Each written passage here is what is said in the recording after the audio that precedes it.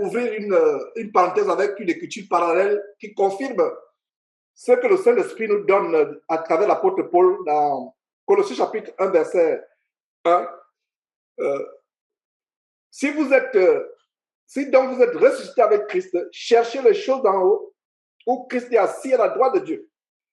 Et en passant, soulignez où Christ est assis à la droite de Dieu, parce que c'est la preuve que Jésus-Christ n'est pas Dieu, en même temps son Père, en même temps son Fils. Il est distinct de Dieu. Donc, Jésus est assis à la droite de Dieu. Donc, quand vous lisez de telles choses, faites attention. Vous voyez la doctrine des démons qui enseigne que Jésus-Christ est en même temps Dieu, en même temps son Père, en même temps son Fils.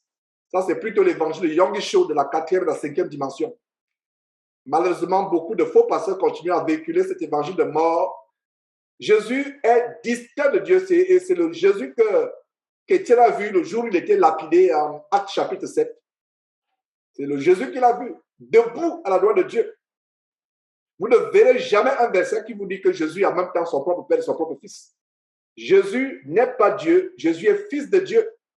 C'est vrai qu'il a 100% de la divinité en lui. Il a 100% de Dieu en lui. Il a toute la nature de Dieu en lui.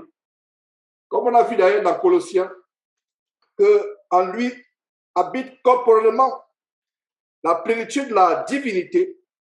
Divinité. Il est 100%, il a 100% de la nature divine. Il a 100% de Dieu en lui, mais il est distinct de Dieu. Il est séparé de Dieu. Donc, où Christ est assis à la droite de Dieu. Donc, ce n'est pas des détails à négliger quand vous lisez la Bible. Quand vous tombez sur un détail comme le détail de Colossiens chapitre 3, verset 1, notez cela, soulignez. Cela enrichit votre connaissance des révélations bibliques. Là, c'est une grande révélation que Jésus est assis à la droite de Dieu. Voilà une grande révélation. Donc, ne soyez plus confus. J'espère que nous tous qui sommes réunis ici, nous adorons le même Dieu et le même Seigneur Jésus-Christ, qui n'est pas en même temps son propre Père et son propre Fils, mais qui est le Fils de Dieu, qui est au ciel à la droite de Dieu. Par le vrai Jésus. Si vous adorez notre Jésus, un Jésus autre que celui que je vous prêche, ça veut dire que vous adorez un démon.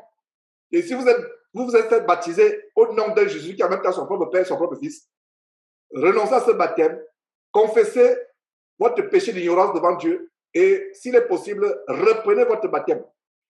Donc, si quelqu'un vous a baptisé au nom d'un Jésus qui est en même temps son propre Père et son propre Fils, c'est un démon. Vous vous êtes fait baptiser au nom d'un démon sans vous en rendre compte. C'est pour ça que c'est tellement important. Donc, il y a des gens qui vont dire, mais Georges, pourquoi tu insistes encore et encore sur ces choses?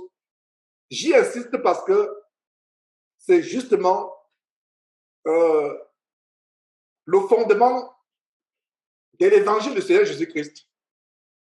Et quand Jésus a posé la question à ses disciples, que dit-on que je suis? Les gens, les uns répondaient, tu es ceci, tu es cela. Et il a posé la même question à ses propres disciples, ses propres apôtres. Mais vous, qui pensez-vous que je suis? Pierre, tellement impulsif comme il était, il a répondu, tu es le Fils de Dieu. Et Jésus, tellement ému par cette réponse, a dit, ce n'est pas la chair et le sang qui t'ont révélé cela, mais c'est mon Père qui est dans les cieux qui t'a révélé que je suis le Fils de Dieu. Le Fils de Dieu. Donc, voilà, mes frères et sœurs, une bonne écriture pour aider les frères et sœurs qui n'arrivent toujours pas à comprendre que Jésus n'est pas en même temps son propre Père et son propre Fils.